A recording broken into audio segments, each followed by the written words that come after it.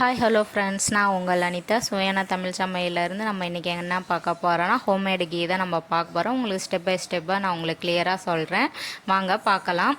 நம்ம வந்து இன்றைக்கி பசும்பால் வாங்கியிருக்கோம். நல்லா காய்ச்சி சூடு ஆறுனதுக்கப்புறமா நீங்கள் ஃப்ரிட்ஜில் எடுத்து வைங்க. பால் எடு உங்களுக்கு திக்காக கிடைக்கும். நீங்கள் ஒவ்வொரு டைமும் அந்த மாதிரி ஸ்டோர் பண்ணி ஃப்ரீசரில் வச்சுக்கோங்க. நீங்கள் பட்டர் எடுக்கிறப்போ ஃப்ரீசர்லேருந்து ஒரு 2 ஹவர்ஸுக்கு முன்னாடியே எடுத்து வச்சுருங்க. இப்போ பார்த்தீங்கன்னா எனக்கு பாலேடை வந்து பார்த்திங்கன்னா 369 கிராம் எனக்கு கிடச்சிருக்குது. நீங்கள் அதை வந்து என்ன பண்ணுறீங்கன்னா மிக்சியில் போட்டு பல்ஸ் மோட்டில் விட்டு அரைக்கணும்.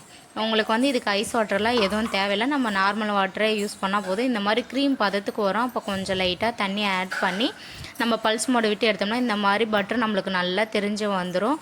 இந்த பட்டரை வந்து நம்ம 2-3 டைம் வந்து நம்ம ஐஸ் வாட்டரில் வந்து நல்லா டிப் பண்ணி தனியாக எடுத்து வச்சுக்கலாம். அப்போ தான் உங்களுக்கு சீக்கிரம் கெடாது பட்ரு. இப்போ இந்த பட்டர் பார்த்திங்கன்னா நம்மளுக்கு எவ்வளோ வெயிட் கிடச்சிருக்குன்னா 200 கிராம் நமக்கு கிடச்சிருக்கு. இதுக்கப்புறம் பார்த்திங்கன்னா ஒரு பேன் வச்சு நீங்கள் அதில் பட்டரை போட்டு நல்லா மெல்ட் பண்ணுங்கள். மெல்ட் பண்ணி எப்படி வருது பாருங்கள்.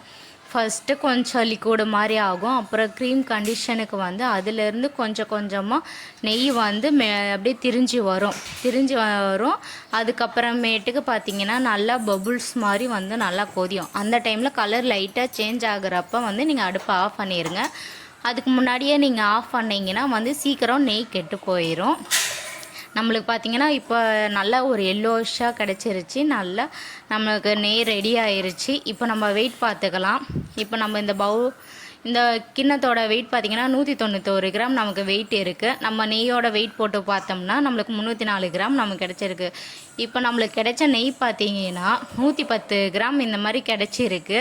ஓவராலாக நம்மளுக்கு 300லேருந்து பார்த்திங்கன்னா பாலாடையில் நம்மளுக்கு 100 கிராம் தான் நமக்கு கிடச்சிருக்கு. நான் இதெல்லாம் வீட்டில் ரெடி பண்ண நெய் தான்.